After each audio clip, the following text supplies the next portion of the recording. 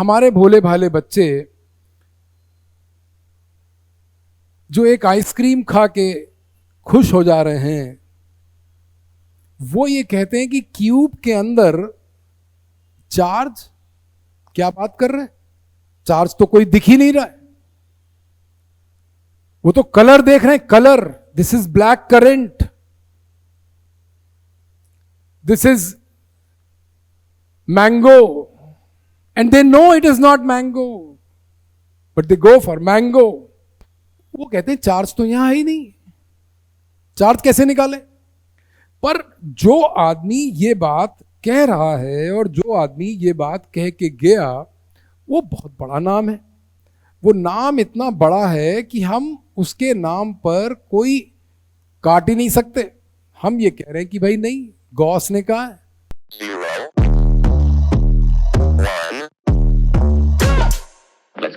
Hello students and teachers, आज का topic है इलेक्ट्रिक फ्लक्स।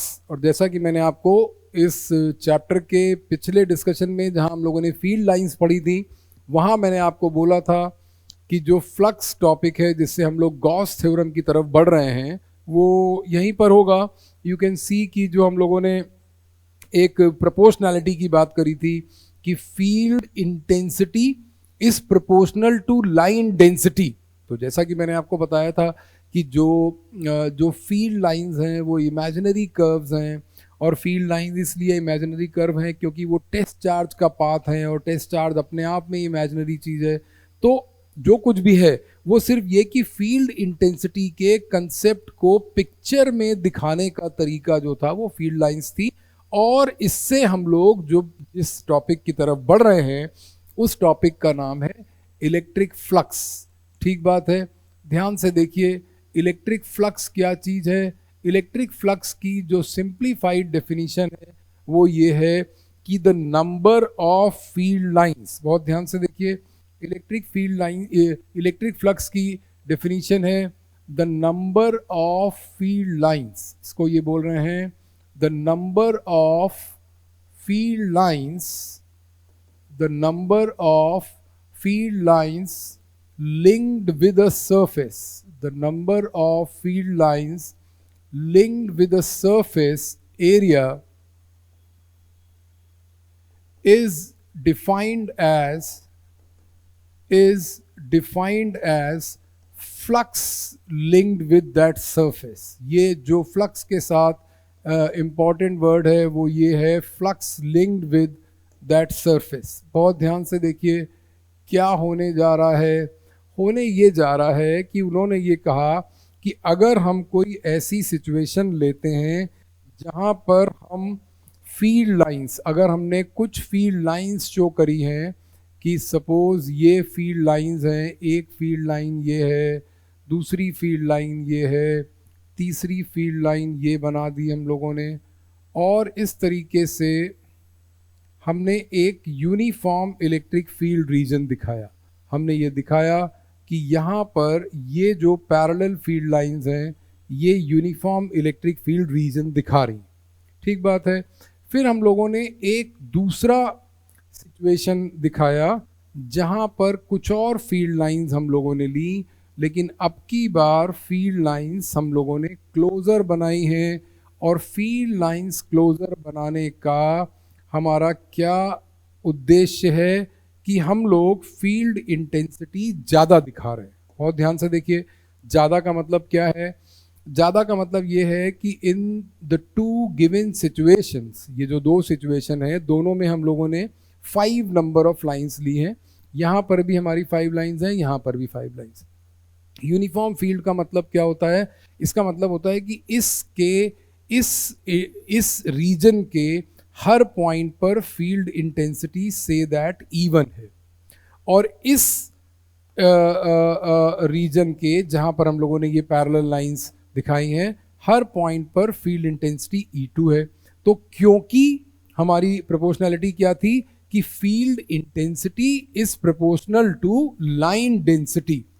ये हमारा पिछला जो हमारा वर्कआउट था वो ये था, field intensity is directly proportional to line density.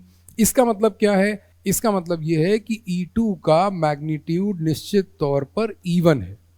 तो जब हम लोग फ्लक्स की बात करेंगे तब हमारे पास दो चीजें होंगी, एक तो ये कि फील्ड लाइंस होंगी किसी भी तरीके से, और वो फील्ड लाइंस लिंक्ड होंगी किसी एक सरफेस एरिया से। इसका मतलब दो चीजें हैं यहां पर, एक तो है फील्ड लाइन, और आप ये समझते हैं कि जब हम फील्ड लाइन के टर्म में बात कर रहे हैं तो फील्ड लाइन मैथमेटिक्स में कैसे आएगी, फील्ड लाइंस जब मैथमेटिक्स में आएंगी तो ये चीज आ जाएगी फील्ड इंटेंसिटी। इसका मतलब क्या है कि हम ये बोलते हैं कि अगर यहाँ पर हम लोग फ्लक्स को कोई फाई सिंबल दे रहे हैं या फाई ई सिंबल दे रहे हैं, तो इस सिचुएशन में हम क्या बोलते हैं, ध्यान से देखिए कि अगर एक इलेक्ट्रिक फील्ड में अगर हम लोग यहाँ पर E1 को कांस्टेंट कर दें और एक छोटा एरिया ले, ये छोटा एरिया, और एक बड़ा एरिया ले, व्हाट कैन यू सी,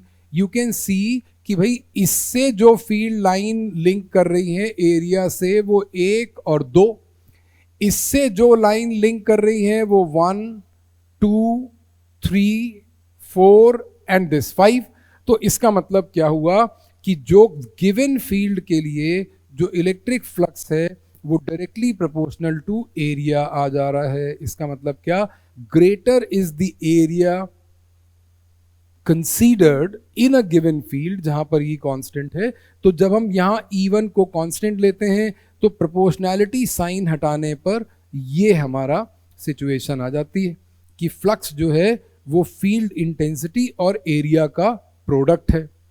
एक मिनट, अब क्या हुआ कि वो ये कह रहे हैं कि अगर हम ये जो छोटा एरिया हम लोगों ने यहां पर लिया, ये वाला जो एरिया हम लोगों ने लिया, अगर ऐसा ही एरिया हम यहां पर ले लें, उतना ही बड़ा एरिया हमने यहां पर लिया, ये जो एरिया था ये देखिए, तो यहां पर क्या हुआ कि इसका फ्लक्स आ रहा है, इसका इलेक्ट्रिक फ्लक्स आ रहा है as it is number of field lines, इसका फ्लक्स आ रहा है 2, और उतने ही एरिया का यहां पर फ्लक्स आ रहा है 5।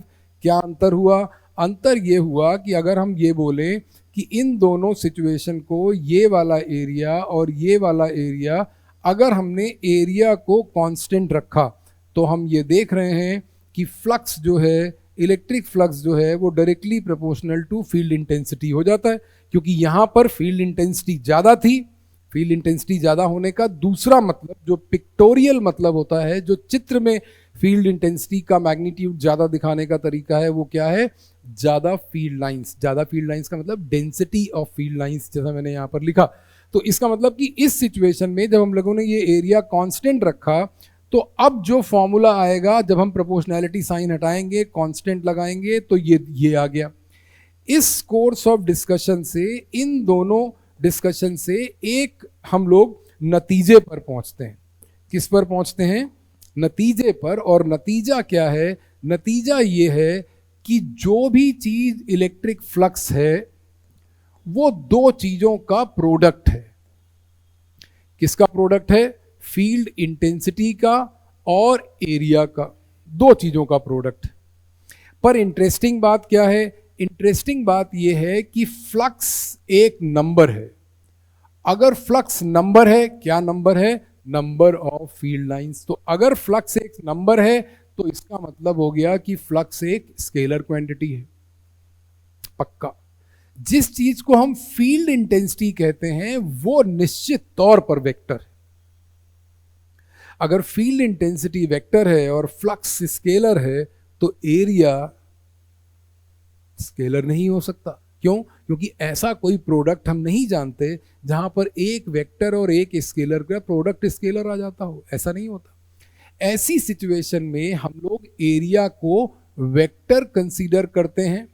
एरिया को वेक्टर कैसे कंसीडर किया जाता है, एरिया का जो वेक्टर होता है, ध्यान से देखिए, जो एरिया वेक्टर होता है उसका डायरेक्शन हम हमेशा आउटवर्ड्स नॉर्मल लेंगे, पहली बात। और हम ये आउटवर्ड्स नॉर्मल किस सिचुएशन में लेंगे, ये हम ऐसी सिचुएशन में लेंगे जब हमारे पास स्मॉल एरिया वेक्टर होगा, इनफाइनिटिसिमली स्मॉल वेक्टर। तो अगर हम लोग किसी एरिया को वेक्टर दिखाना चाहते हैं तो आप ऐसा मान सकते हैं सपोज ये अगर मैं ये फील्ड लाइंस इससे बाहर निकाल दूं, मैंने फील्ड लाइंस इससे दिखाने की कोशिश की थी, तो अगर ये ऐसा हम लोग देखें कि ये जो एरिया है, ये जो एरिया आपको दिख रहा है, इसका एरिया आपको रेड दिख रहा है, मेरे लिए वाइट है, तो ये एरिया वेक्टर कहाँ है? एरिया वेक्टर आउटवर्ड्स नॉर्मल है। इसका मतलब यहाँ से अगर इसको हम लोग ऐसे देखते हैं तो ये आउटवर्ड्स नॉर्मल है, आउटवर्ड। अगर आपको रेड दिख रहा है तो आपके लिए आउटवर्ड, मुझे वाइट दिख रहा है तो मेरे लिए आउटवर्ड। इसका मतलब ऑब्जर्वर के रिस्पेक्ट में ये बात हो रही है कि आउटवर्ड्स नॉर्मल। अब अगर इसमें एक फील्ड लाइन यहां पर आ जाती है तो फील्ड लाइन का मतलब क्या है कि अब आप ये देखिए कि ये फील्ड लाइन एरिया वेक्टर के साथ पैरेलल है, 0 डिग्री एंगल बना रही है। इसका मतलब कि जब फील्ड लाइन सरफेस को कट करेंगी ऐसे करके तो ये 0 डिग्री एंगल है। अगर ये फील्ड लाइन नीचे हो गई ऐसे तो ये एरिया वेक्टर, ये फील्ड लाइन एक्यूट एंगल, ये देखिए। अगर ये फील्ड लाइन ऊपर हो गई तो भी एक्यूट एंगल। अगर ये फील्ड लाइन यहां से उल्टी चली जाती, उल्टी का मतलब क्या है कि जब ये इसमें एंटर करेगी तो फील्ड लाइन का एरो इस तरफ आ जाएगा। मैं आपको यहां पर ऐसे एरो दिखा रहा हूं, इसमें हम लोग या तो एरिया वेक्टर इस तरफ लेंगे या इस तरफ लेंगे। अगर एरिया वेक्टर हमने इस तरफ लिया और E2 का डायरेक्शन ये है तो इस समय इसका थीटा 0 डिग्री आएगा। इसका मतलब क्या हुआ कि हम लोगों ने यहां से ये देखा कि अगर हम लोगों ने एरिया को आउटवर्ड्स नॉर्मल ले लिया, और इलेक्ट्रिक फील्ड तो वेरी वेल डिफाइंड वेक्टर है क्योंकि field intensity force per unit charge होता है, force experience by unit positive charge है। तो अब 2 वेक्टर हमारे पास हो गए, और ऐसी सिचुएशन में हम लोगों ने जो वेक्टर का प्रोडक्ट पढ़ा था वो यहाँ पर काम आता है।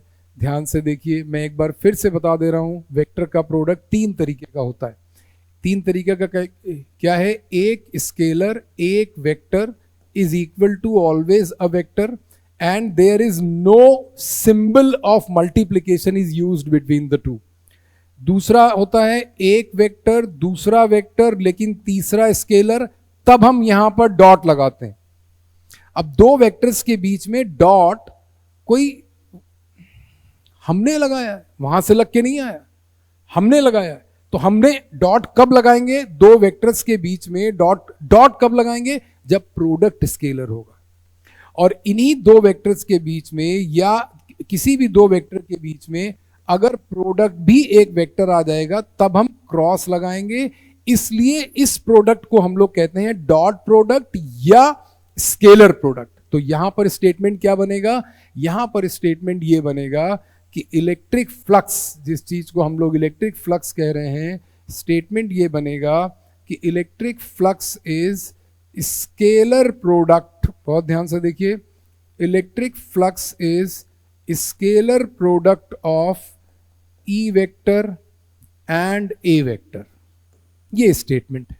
इसका मतलब फ्लक्स क्या हुआ? फ्लक्स हुआ ई डॉट ए, ये ई डॉट ए, ये फ्लक्स की जनरल डेफिनेशन। अब हम लोगों ने इलेक्ट्रिक फील्ड इंटेंसिटी और एरिया दोनों को वेक्टर ले लिया, और यहां से फ्लक्स की जो डेफिनेशन आई वो आ गई ई ए कॉस थीटा। आइए ध्यान से देखते हैं हम लोग कि कैसे इलेक्ट्रिक फ्लक्स स्केलर क्वांटिटी है। ये इलेक्ट्रिक फ्लक्स है, ये ई और ए का प्रोडक्ट है, और यहां से हम लोग फ्लक्स की डेफिनेशन खोलते हैं तो ये आता है ई ए कॉस थीटा, जहां पर थीटा क्या चीज है? जहां पर थीटा है एंगल बिटवीन, बहुत ध्यान से देखिए, थीटा है एंगल बिटवीन, थीटा है angle between E vector and A vector. अभी हम लोगों ने ये बात समझी थी कि कैसे इलेक्ट्रिक फील्ड वेक्टर और एरिया वेक्टर के बीच का एंगल होता है। जब फील्ड लाइन बाहर आएगी सरफेस को, आपने कोई एक ऐसा कार्ड शीट लिया, कार्ड शीट में कोई ऐसा पेपर, हार्ड पेपर, उसमें 2 साइड है, एक साइड आप देख रहे हैं, एक साइड आपका फ्रेंड। तो जो आपके फ्रेंड के साइड का एरिया वेक्टर है वो उसके लिए आउटवर्ड नॉर्मल, और एक जो आप देख रहे हैं वो आपके लिए area vector outward normal. But remember, उस पर्टिकुलर सरफेस में जो हम लोग कहते हैं कि सिक्के के 2 पहलू होते हैं, 2 साइड्स ऑफ द कॉइन, जो है उसका मतलब यही है कि जिसको आप स्फेरिकल सरफेस कहते हैं, स्फेरिकल में एक इंटरनल और एक एक्सटर्नल होगा हमेशा, दोनों 4 पाई r स्क्वायर होंगे। इनर का रेडियस थोड़ा सा कम हो सकता है depending on the thickness of the surface, but हमेशा इनर और आउटर है। कोई भी सरफेस के हमेशा दो साइड्स हैं। आपको एक साइड दिख रहा है, सरफेस का मतलब ही दो साइड है, पर फील्ड लाइन एक है। तो एक फील्ड लाइन जो किसी सरफेस के एक साइड से एमर्जिंग दिख रही है, वही फील्ड लाइन दूसरे साइड से एंटरिंग होती है। इसका क्या मतलब? वो ये कह रहे हैं कि कॉस थीटा का अगर हम लोग ग्राफ बना दें तो कॉस थीटा का ग्राफ ऐसा बनता है। यहाँ पर कॉस थीटा का ग्राफ बनाना क्यों जरूरी है? इसलिए ताकि आप ये रिलेशन ठीक ठीक समझ पाएं कि कॉस थीटा कैसे आ रहा है। ये कॉस थीटा का ग्राफ होता है, इस शेप में होता है। इसका मतलब क्या है कि यहाँ पर जो एंगल है वो π/2 है, यहाँ पर जो एंगल है वो पाई है, where pi stands for 180 degree. ये वाली एक्सिस पर हम लोगों ने कॉस थीटा लिया है, ये वाली एक्सिस पर हम लोगों ने थीटा की वैल्यू ली है। इंडिपेंडेंट एक्सिस पे कॉस थीटा की मैक्सिमम वैल्यू +1, मिनिमम वैल्यू -1, यहाँ पर 0। आप देख रहे हैं कि 0 से 90 के लिए कॉस थीटा की वैल्यू +1 से 0 के बीच में आती है, और फिर उसके बाद ये सेकेंड साइकिल में नेगेटिव हो गई। ग्राफ बहुत एक्यूरेट नहीं है, ये दोनों इंटरवल्स बराबर होने चाहिए, जो कि नहीं है। I am accepting the fault, but अभी हमको मुद्दा समझना है। जब हम लोग कॉस थीटा का ग्राफ समझेंगे, या जो पीछे दूसरे चैप्टर्स में आपने समझा है, वहां पर इसको प्रॉपरली कंसीडर करेंगे।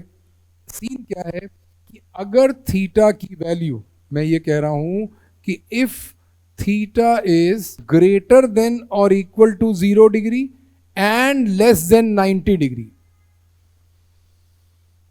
ये एक्यूट की सिचुएशन, थीटा की वैल्यू 0 और 90 के बीच में है। ऐसी सिचुएशन में जब थीटा 90 होगा तो कॉस थीटा की वैल्यूज पॉजिटिव आएंगी। अगर कॉस थीटा की वैल्यू पॉजिटिव है तो हम ये कह देते हैं कि फ्लक्स भी पॉजिटिव है, क्योंकि इसके बेसिस पर ही हम लोग फ्लक्स डिसाइड कर रहे हैं। क्या होता है यहां से कंक्लूजन ये आता है यहां से कि जब हम लोगों ने फ्लक्स को पॉजिटिव लिया, जब हम लोगों ने फ्लक्स पॉजिटिव लिया, तो उसको हम लोग कहते हैं कि ये एमर्जिंग फ्लक्स है। एमर्जिंग फ्लक्स का क्या मतलब होता है? एमर्जिंग फ्लक्स का मतलब है कि field lines are coming out, field lines are coming out from the surface area, from the surface for the observer, या with respect to observer। कि अगर ऑब्जर्वर ये कह रहा है कि फील्ड लाइन बाहर आ रही है, जिसको हम लोग कहते हैं एमर्जिंग फ्लक्स, तो एमर्जिंग फ्लक्स का मतलब ये है कि ये पूरी सिचुएशन एमर्जिंग फ्लक्स की है। ये पूरा स्टेटमेंट थीटा एक्यूट के लिए है। बहुत ध्यान से देखिए। दूसरी जो सिचुएशन यहां पर बन रही है, दूसरी सिचुएशन क्या बन रही है कि थीटा ऑब्ट्यूज हो जाता है। थीटा ऑब्ट्यूज में देखिए, थीटा ऑब्ट्यूज में क्या कह रहे हैं हम लोग? हम ये कह रहे हैं कि if theta is greater then 90 degree and less then और इक्वल टू 180 डिग्री, ये situation greater than 90 degree, less than और इक्वल टू 180 डिग्री, ये सेकेंड क्वार्टर कहलाता है। ये सेकेंड क्वार्टर में कॉस थीटा की वैल्यू नेगेटिव है। यहां पर कॉस थीटा की वैल्यूज नेगेटिव है। इस सिचुएशन में फ्लक्स भी नेगेटिव होगा, और नेगेटिव फ्लक्स का मतलब है एंटरिंग फ्लक्स। बहुत ध्यान से देखिए, एंटरिंग फ्लक्स अगर हम कह रहे हैं तो एंटरिंग फ्लक्स क्या सिग्निफाई करता है? एंटरिंग फ्लक्स ये सिग्निफाई करता है कि field lines are going into the surface area. बहुत ध्यान से देखिए, एंटरिंग फ्लक्स का मतलब है field lines are going into the surface area, into the surface.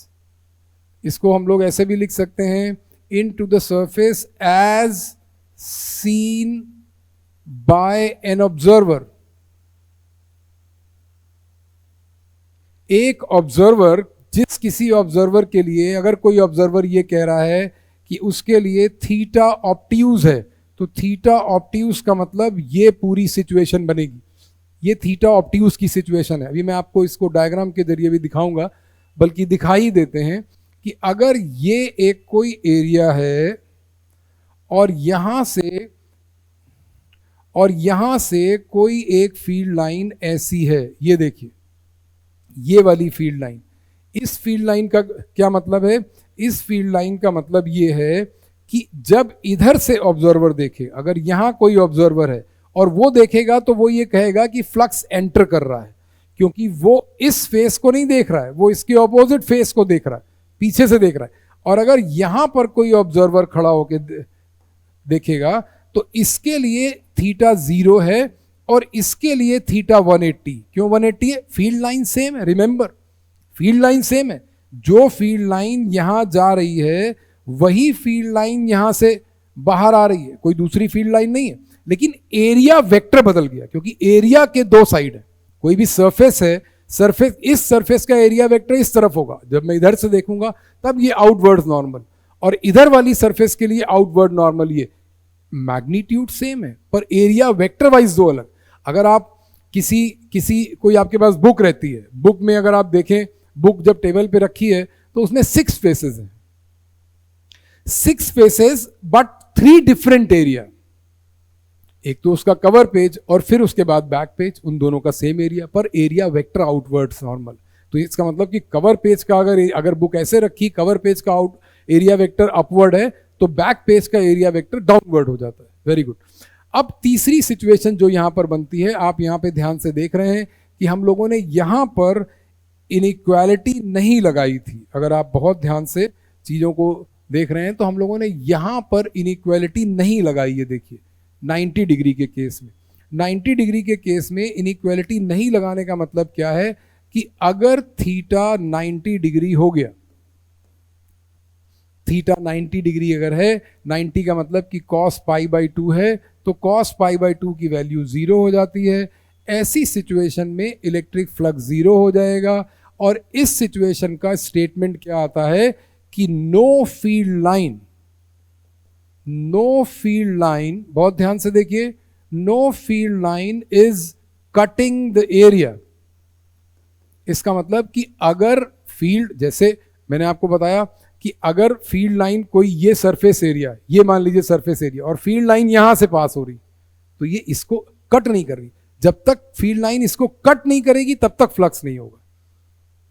अगर फील्ड लाइन ऐसे और एरिया वेक्टर ऐसे, थीटा कितना हो गया 90, क्योंकि इस सरफेस का एरिया वेक्टर कहां है? अपवर्ड नॉर्मल, और फील्ड लाइन कहां जा रही है? ऐसे, इसको टच करती हुई। टच करना is not the thing, cut करना इज द थिंग, एरिया को कट करना है। तो थीटा 90 का मतलब no flux is linked with the situation. अगर मान लीजिए एक दूसरी फील्ड लाइन हम लोग यहां पर ऐसे ले लें कि ये एक फील्ड लाइन है यहां से ऐसे, तो इस फील्ड लाइन के लिए इस एरो को बहुत ध्यान से देखिए। अब मैं आपको दोनों एरिया वेक्टर दिखा रहा हूं यहां पर। इसका एरिया वेक्टर इस ऑब्जर्वर का, ये ऑब्जर्वर नंबर 1 है और ये ऑब्जर्वर नंबर 2 है। ऑब्जर्वर नंबर 1 का एरिया वेक्टर यहां आएगा A1, ठीक है, इलेक्ट्रिक फील्ड ये है, और ऑब्जर्वर नंबर 2 का एरिया वेक्टर इधर आएगा। बहुत ध्यान से देखिए, ये A2 है। तो जब हम A1 के लिए एरिया वेक्टर, A1 का एरिया वेक्टर और इलेक्ट्रिक फील्ड के बीच में एंगल डिफाइन करेंगे तो ये एंगल, इसका मतलब इस ऑब्जर्वर के लिए, ऑब्जर्वर नंबर 1 के लिए थीटा लेस देन 90 डिग्री है। और इसी ऑब्जर्वर के लिए बहुत ध्यान से देखिए, ये एरिया वेक्टर है इस ऑब्जर्वर का, ऑब्जर्वर नंबर 2 का A2 जिसका एरिया है, और ये फील्ड लाइन है, ये फील्ड लाइन है, इसका मतलब इसका एरिया वेक्टर ये है। तो इस ऑब्जर्वर के लिए जो थीटा है वो ग्रेटर देन 90 है। इस ऑब्जर्वर के लिए, जो ऑब्जर्वर नंबर 2 के लिए, वही एक पर्टिकुलर इलेक्ट्रिक फील्ड ये। अब इसी में अगर इसका एरो इस तरफ हो जाता, इसका मतलब कि अगर ये एरो इस तरफ हो जाता तो इसके लिए एक्यूट हो जाता और इसके लिए ऑब्ट्यूज हो जाता। क्यों? अगर एरो इधर से आ गया तो इसका मतलब he will say observer number 1 will say कि द फ्लक्स इज एंटरिंग, तो अगर एंटरिंग फ्लक्स होगा तो एरो दूसरे साइड में चला जाएगा, तो जो फ्लक्स इसके लिए एमर्ज कर रहा है वो इसके लिए एंटर कर रहा है, और अगर कोई फ्लक्स इसके लिए एंटर करेगा तो दूसरे वाले ऑब्जर्वर के लिए एमर्ज कर जाएगा। इतनी ही बात आपको फ्लक्स में समझनी है।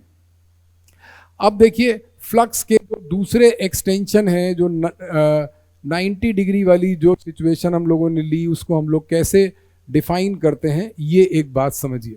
ऐसा वो कह रहे हैं कि हम लोग एक बार फिर से एक uniform electric field region expect कर रहे हैं यहाँ पर, कि ये एक यूनिफॉर्म इलेक्ट्रिक फील्ड रीजन है, और इसका कुछ मैग्नीट्यूड भी आप चाहेंगे तो ले लेंगे कि ये यूनिफॉर्म है, और हम लोग अभी पॉजिटिव और नेगेटिव सबका फ्लक्स निकालेंगे।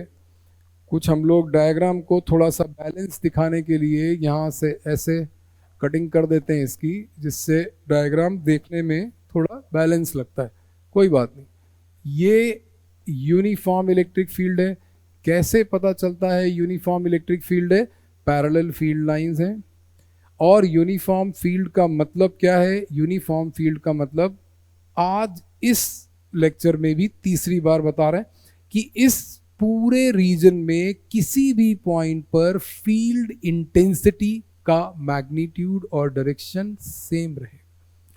यहां पर हम लोग एक सिलेंडर एज्यूम करने जा रहे हैं। क्या करने जा रहे हैं?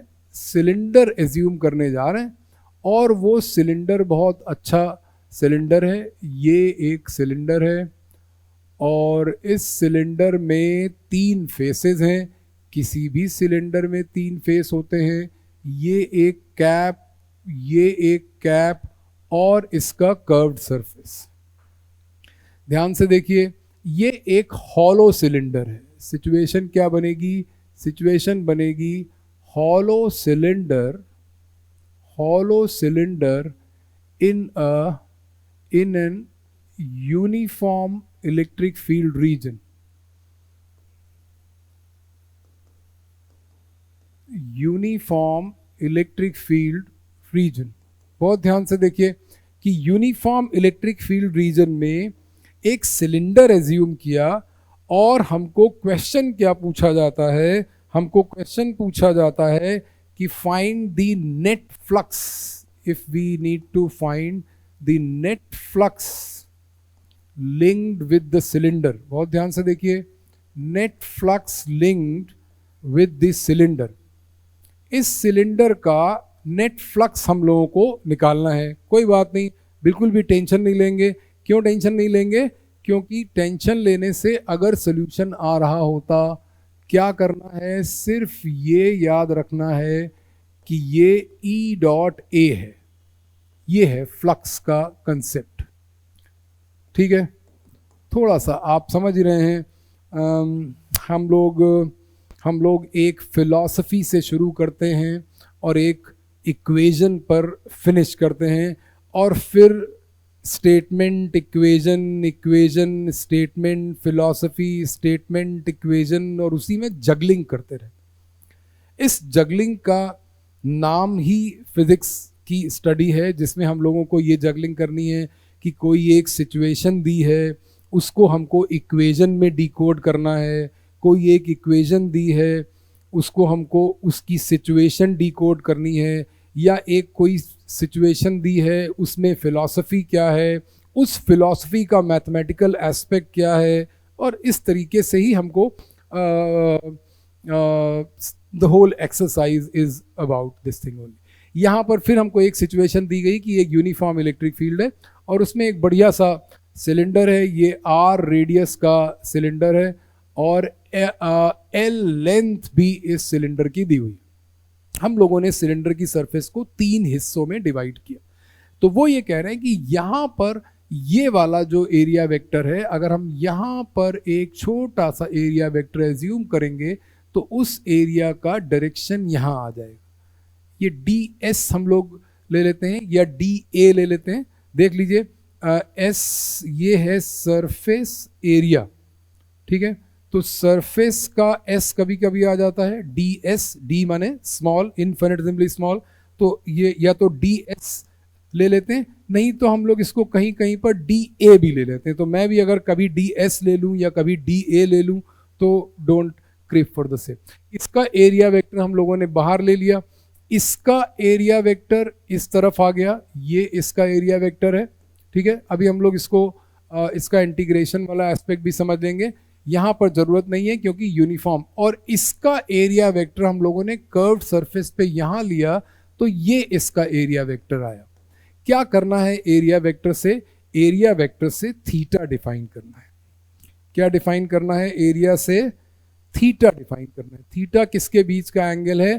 Theta is the angle between, theta is the angle between E vector and A vector. इसका मतलब कि जो ये कैप नंबर 1 यहां पर हम लोग देख रहे हैं, इसमें ये एरिया है और यही इलेक्ट्रिक फील्ड है, थीटा 0 डिग्री आ गया। तो अगर इसको हम लोगों ने सरफेस नंबर 1 मेंशन किया है, तो 1 में electric field into area pi r square into cos 0, the flux is E into pi r square. इसको अगर हम लोगों ने सरफेस नंबर 2 डिफाइन किया है, surface number 2 electric field area and cosine of the angle between, oh my god, this is area vector, this is electric field vector, the angle over here is 180 degree। तो ये हो गया cos 180, cos 180 की value, this is 180 degree, cos 180 degree is -1, so this the flux is coming as E into pi r square, all right। तो and the third surface is the curved surface। ये वाली surface को 3 number दिया हम लोगों ने, और phi 3 जो आ रहा है वो आ रहा है electric field into 2 pi R L, that is the curved surface of a cylinder, and the cosine 90 degree which is 0। तो ये 0 आ गया। क्या कर सकते हैं? कोई चारा नहीं है, फ्लक्स स्केलर क्वांटिटी है, तो हम लोग तीनों सरफेस का फ्लक्स ऐड कर देंगे, तो हमको क्या मिलेगा? सिलेंडर से लिंक्ड टोटल फ्लक्स। बिल्कुल भी परेशान होने की बात नहीं है। The total flux link with the cylinder, ये phi e था, phi e is coming as phi 1 plus phi 2 plus phi 3, so eventually phi e is coming as 0। oh my god, phi e, ये जो phi e था ये 0 आ गया, क्योंकि जितना ये पॉजिटिव है उतना ये नेगेटिव है, and the third flux itself is 0, so the total electric flux linked with the cylinder is 0। और यहां से शुरू होता है गॉस का कंसेप्ट। गॉस का कंसेप्ट क्या है? मैं चाहता हूं कि गॉस को समझने के लिए हम लोग थोड़ी सी एक्सरसाइज करेंगे। वो क्या एक्सरसाइज है? यहां पर देखिए ध्यान से। अगर हम लोगों ने इस एक्सिस को एक्स एक्सिस लिया हुआ है, ठीक है, ये वाला जो एक्सिस है ये एक्स एक्सिस है, इसको अपन और इंक्रीज कर सकते हैं, ये एक्स एक्सिस है, ये एक्स एक्सिस है, और y एक्सिस के लिए हम लोग इसके पैरेलल एक लाइन यहाँ पर बना देंगे, ये हमारी y एक्सिस है, ठीक है, this is x axis, and there we have z axis perpendicular to this x axis. तो ये हमारे पास एक क्यूब है।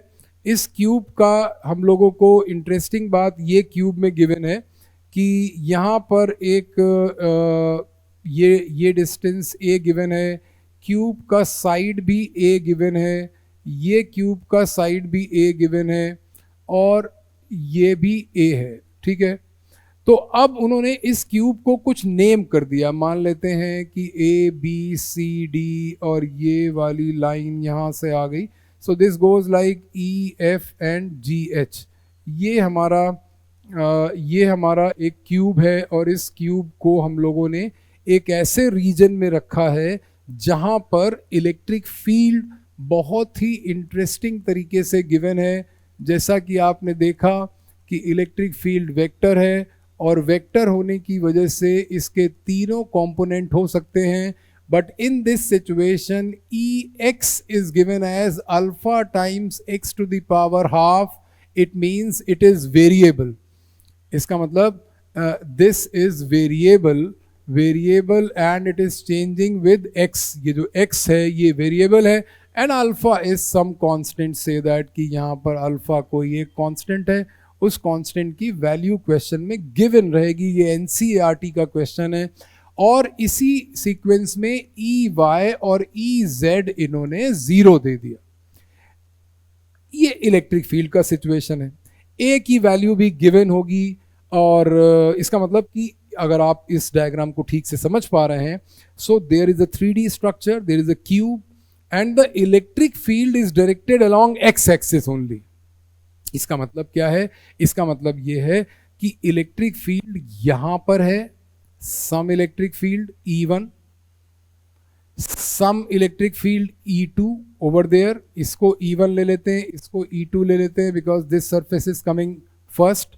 तो E1 के लिए बहुत ध्यान से देखिए, E1 क्या है? E1 जो है, E1 इज इलेक्ट्रिक फील्ड, बहुत ध्यान से देखिए, E1 is electric field as effective, electric field as effective on side, which side? Side A, B, E, H, sorry surface होना चाहिए A, B, E, H, A, B, E, H। तो A, B, E, H का area vector कहां आएगा? A, B, E, H का area vector यहां आएगा। इसका मतलब इस सरफेस के लिए, इस वाली सरफेस के लिए एरिया वेक्टर कहां आ गया? एरिया वेक्टर लेफ्ट साइड में आ गया, नेगेटिव एक्स एक्सिस में, और फील्ड कहाँ है? पॉजिटिव एक्स एक्सिस में। इसका मतलब इसका थीटा कितना हो गया? इसका थीटा हो गया 180। तो जब अपन इसका फ्लक्स निकालेंगे, जब अपन φ1 निकालेंगे, तो ये आ जाएगा E1 multiplied by area multiplied by cos 180 degree. तो क्या होगा? तो जो φ1 का वैल्यू आ जाएगा वो अल्फा एक्स, एक्स का मतलब क्या है? एक्स का मतलब है कि what is the value of x at this surface. ये वाली सरफेस पर x की क्या वैल्यू है? ये वाली सरफेस पर x की वैल्यू है a। तो in place of x we'll put a to the power half and a square, and this is -1, so φ1 is appearing minus alpha a to the power 2.5 5/2. This is the flux for this surface. Interesting. Now for this surface you can see the electric field is this thing, and area vector is again directed outwards.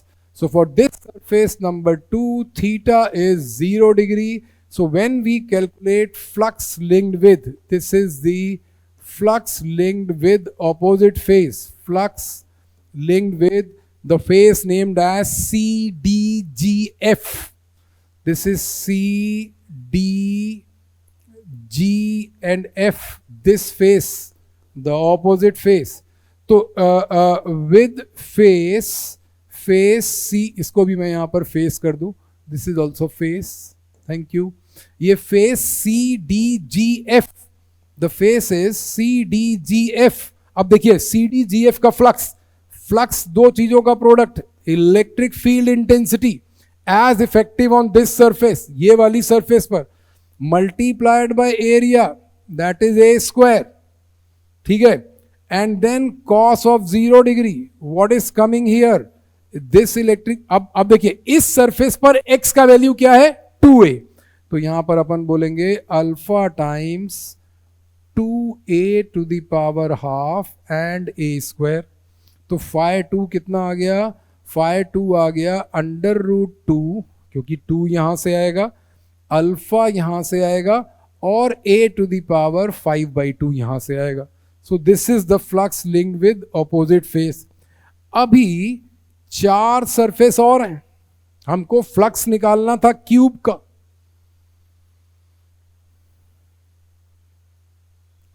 जब हम इस surface की बात करेंगे, बहुत ध्यान से देखिए, जब हम लोग इस सरफेस की बात करते हैं, मान लीजिए हम लोग इस सरफेस की बात कर रहे हैं, ये वाली सरफेस, ये वाली सरफेस का एरिया वेक्टर है ऊपर, और इलेक्ट्रिक फील्ड कहाँ है? Positive x axis. फ्लक्स कितना हो गया? 0। फील्ड लाइन इस सरफेस को टच करती हुई निकल जाएगी ऊपर से, नीचे से, बट वो फील्ड लाइन घूम के इसको कट नहीं कर रही है। क्यों? क्योंकि इसके y और z कंपोनेंट तो जीरो ही है। अगर इलेक्ट्रिक फील्ड z एक्सिस पर होती तो वो ग्रीन वाले फेसेस को कट करती। बहुत ध्यान से देखिए, जो इलेक्ट्रिक फील्ड ये x एक्सिस पर दी हुई है, अगर इलेक्ट्रिक फील्ड x एक्सिस पर है तो वो yz प्लेन को कट करेगी। These two yellow surfaces are yz planes. YZ plane means the plane consists of y-axis and z-axis. You can see these planes are YZ axis. These planes are YZ plane. This particular plane is consisting x and y.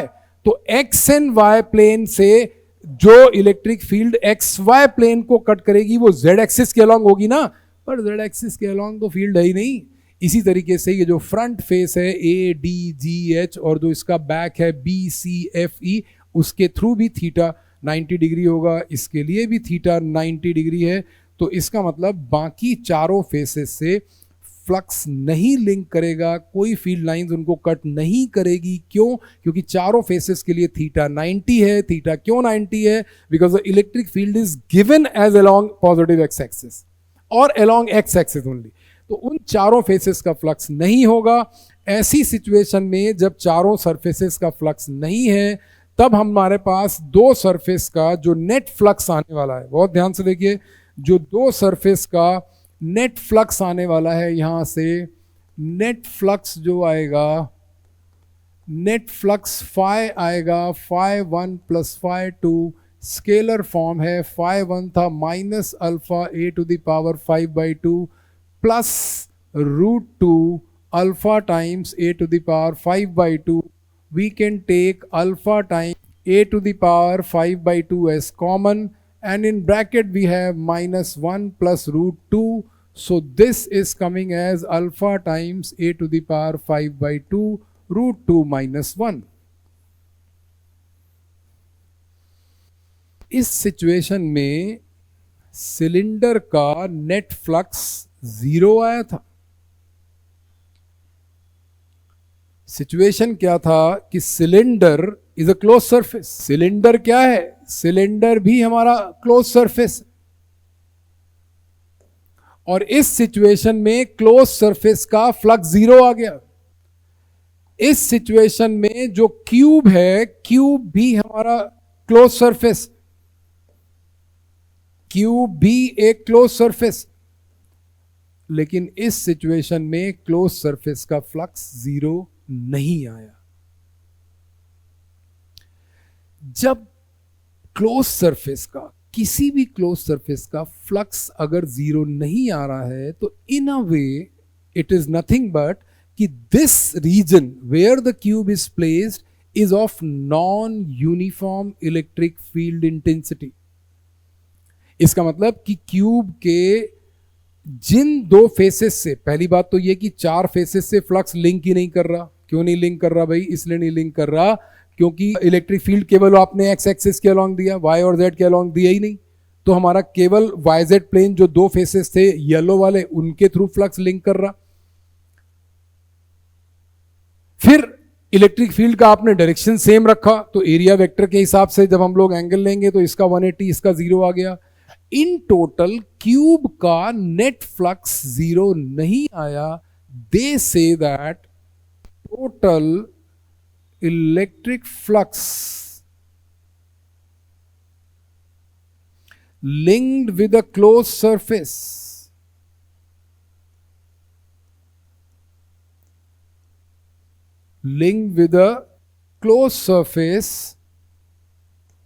is 1/epsilon naught times the net charge enclosed. Net charge enclosed by it. Total electric flux linked with a closed surface is 1/epsilon naught times the net charge enclosed by it. When you see this particular problem as it is, some number for alpha is given, as I remember it is 500 or 600 maybe, and then for a the value of a is given, it is 0.1 centimeter or something, you will get certain number, phi का एक number आएगा। और फिर वो उसके next part में पूछते हैं कि find the charge enclosed by the cube. हमारे भोले भाले बच्चे जो एक आइसक्रीम खा के खुश हो जा रहे हैं, वो ये कहते हैं कि क्यूब के अंदर चार्ज, क्या बात कर रहे हैं, चार्ज तो कोई दिख ही नहीं रहा है, वो तो कलर देख रहे हैं, colour, this is black currant,